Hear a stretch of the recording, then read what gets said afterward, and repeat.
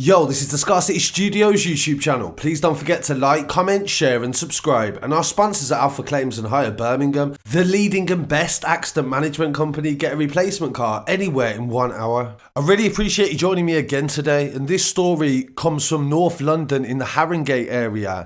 And it's a breaking news story. Last night, police were called to the River Lee after a bike chase resulted in a suspect jumping into the river. Half a dozen ambulances and various police forces and the Marine Police also attended the scene to try to recover the male from the water. The Metropolitan Police's first official statement on the situation says that at 9:15 yesterday on Wednesday the 7th of October, officers from the Central Crime Robbery Task Force were patrolling on bicycles along the River Lee towpath between Ferry Lane N15 and Markfield Park in Tottenham. Officers approached a group of males and one was detained. Two others made off from the police on pushbikes and they were pursued by the police also on bicycles. It says that two people jumped into the river and one of them was retrieved from the water, which is part of the River Lee navigation system, and this one male was detained by officers.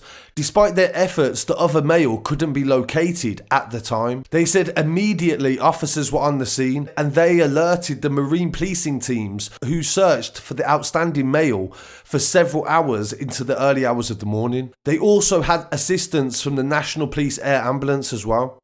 And the search resumed in the early hours of this morning, and at 10 to 10 this morning on Thursday the 8th of October, police recovered the body of a male that they describe as 23 years old. Officers are working to identify him and establish whether he's the male concerned, so there's no official identification, but of course the chances that he isn't the male, we would assume, are slim. A road closure remains in place on Ferry Lane North 15 between the junctions of Millsmead Road and Bream Close. The two males detained were arrested on suspicion of possession of offensive weapons and remain in police custody in North London police stations. The Commander Paul Brogdon said, "I fully recognise the concern this incident will cause with members of the public. The matter was referred to our Directorate of Professional Standards and will go to the Independent Office of Police Conduct, who are doing an independent investigation into the tragic incident." So before I continue, I'd like to send my condolences to the family of this unnamed male.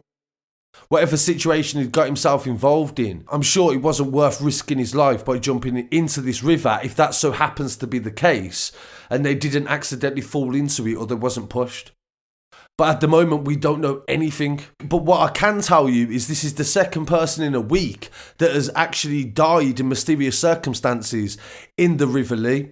The second one happened on Monday. It was also a man aged in his 20s and he was found further down the river at Bow Road in Tower Hamlets. This was at 7:40 in the morning on Monday the 5th of October, and officers believe they know the identity of the male, but even now he's still not being identified. His death is being treated as unexplained and forensic teams were on the scene for several days afterwards. And there is no update even a week later on that second male that died in the River Lee. In researching this story, I was able to find some references from 2019 where it speaks about an increase in robberies on towpath and cycle thieves. This was from the East London lines by the Metropolitan Police. It said that robbers were blending in with communities by wearing traditional cycling clothing, and phone snatches increased in the Hackney and Tower Hamlets area, Shoreditch, Hoxton, Bethnal Green and also Dalston. There was also a recent rise in criminals using bikes to steal mobile phones from the hands of people, particularly who were on their way home from work. The Central East Robbery Task Force, this was the unit that was actually involved in this case.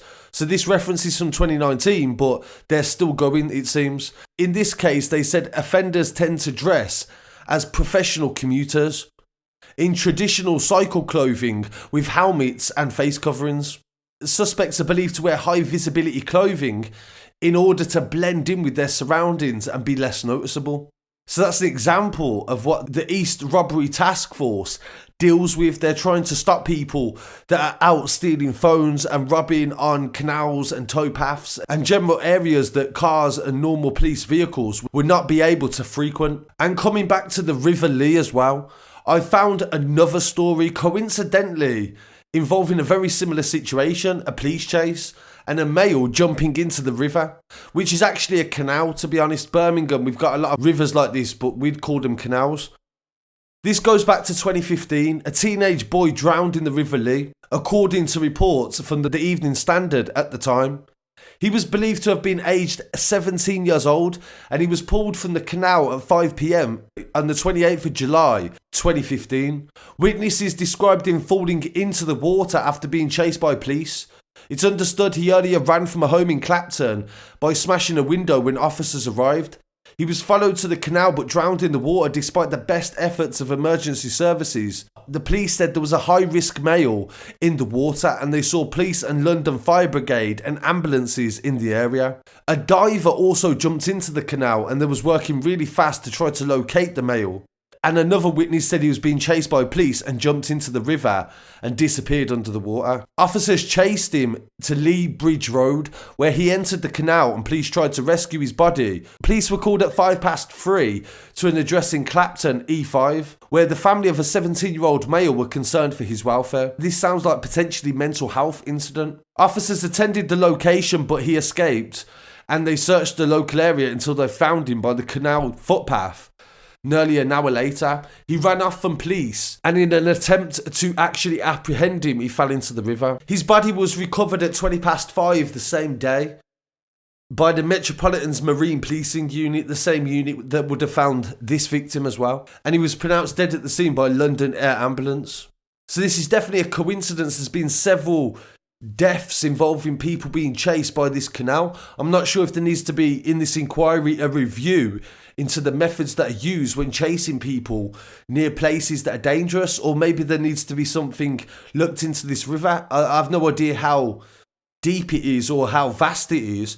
I'll definitely keep you updated on any more developments with this story. Please don't forget to like, comment, share and subscribe, and I'll be back again very shortly with some more news. Peace.